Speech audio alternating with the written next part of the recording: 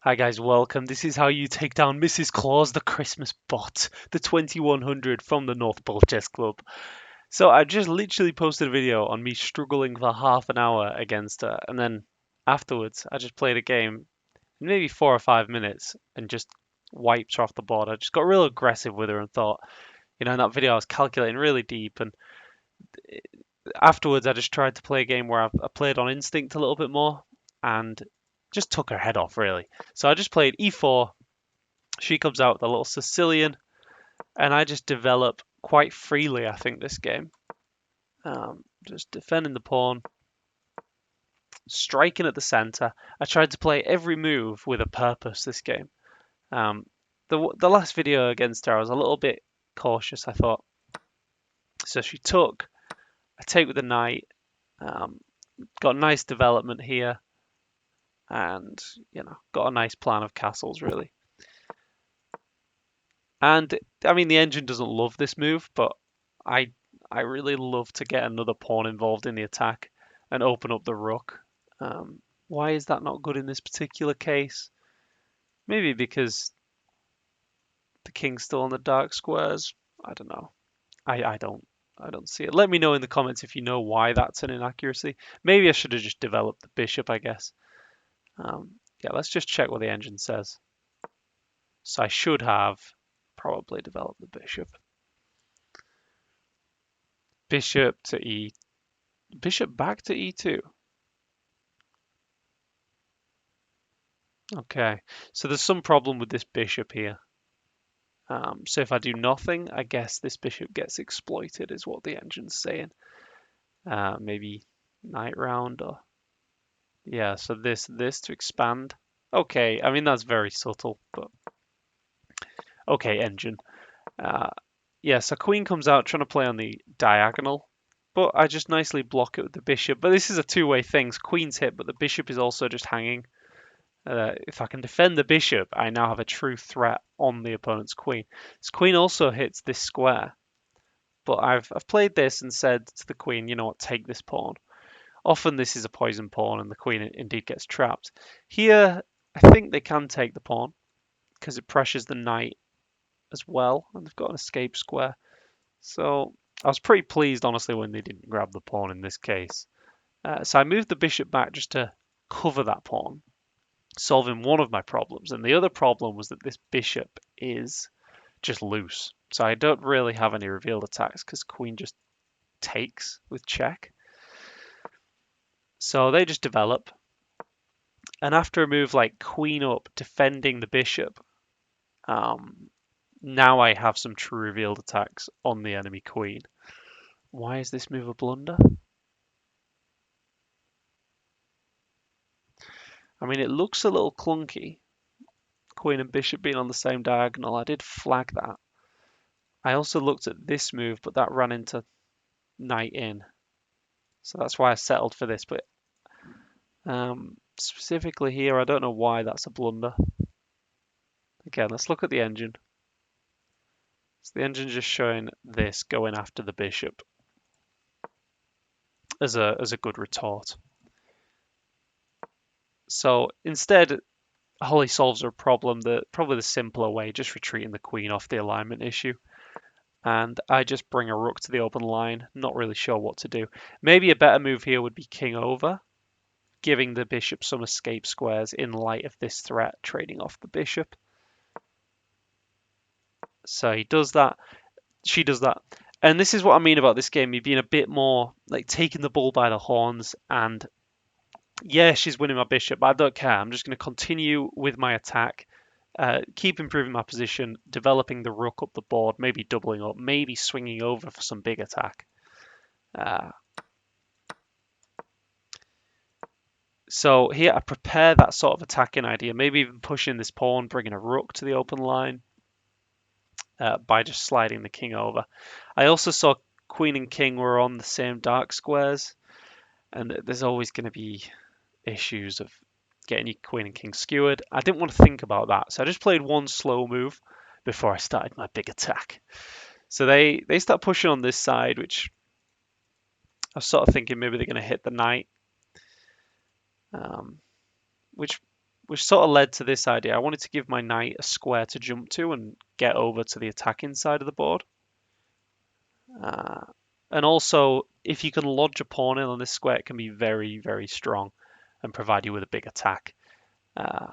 Because it sort of clamps down on them ever putting a knight on this square and defending here, or putting a bishop and defending this square.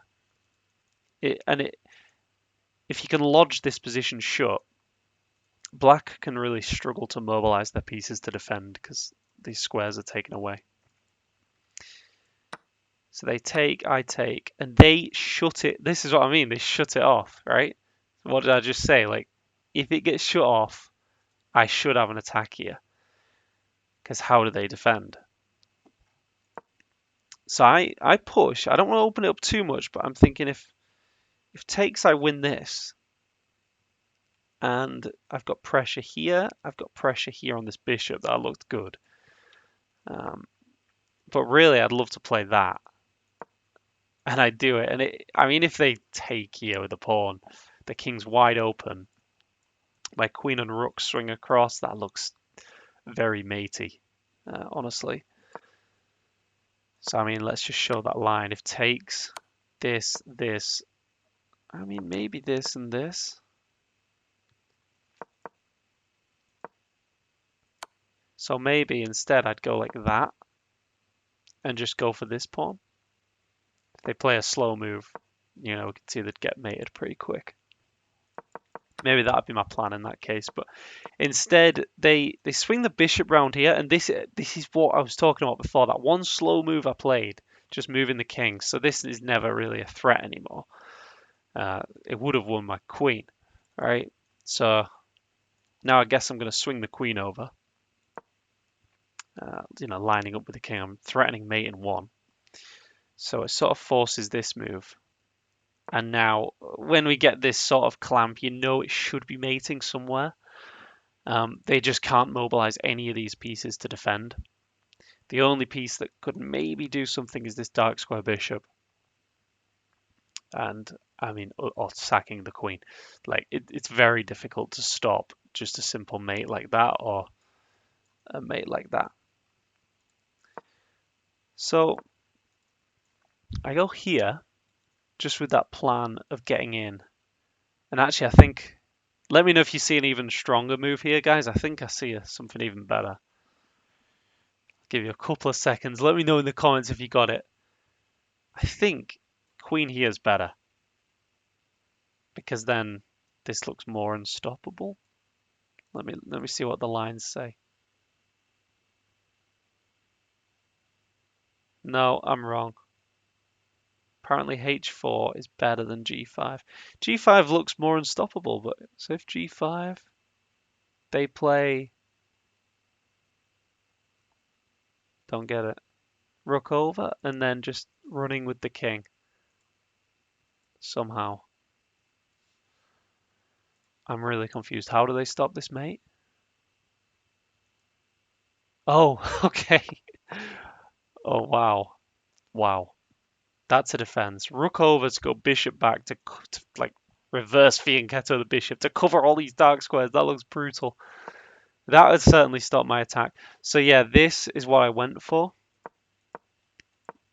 And that comes with two threats. And you normally win games by creating two threats. So there's the threat of mate on this square. And there's also the threat of mate on this square.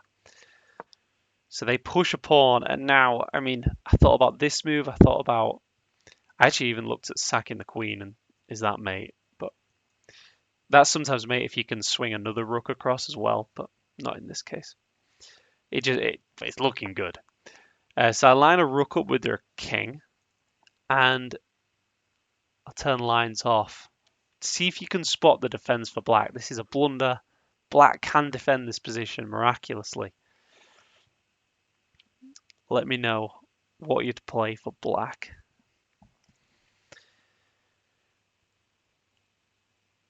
So this is the move I looked at, the move she played. It's the only thing I calculated is this, skewering the pieces. It looks sort of natural. But if this, which is what I played in the game, brilliant move now. Spot the brilliant move, guys. What's more important than a bishop? The king. We don't care about this. If this, unstoppable mate. Well, this, unstoppable mate. So in the game, they tried sacrificing their queen, and I just said, okay, Holly, uh, whatever. She then sacked the queen. I recaptured and took the rook out of spite before getting brutally checkmated. Now I want to show you the defense, guys. The defense here was actually horrible. So instead of bishop here skewering, there is the move just king up. And suddenly all these alignment issues that we had, taking this pawn because this pawn's pinned, that all goes out the window. And now it's like, how do we actually continue this attack? It's very difficult. We sort of wish we could push this pawn, but we've already lined the rook up there. And yeah, so I think I played like 80% accurate, guys. So if you're going to try and beat Holly, you need to be aiming for that sort of accuracy. And this is about the fourth or fifth time I've tried to beat her.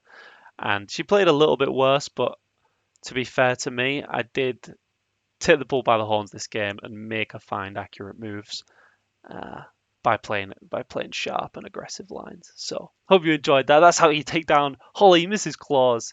Like and subscribe. Have a Merry Christmas, and I'll see you maybe in the new year. Cheers, guys.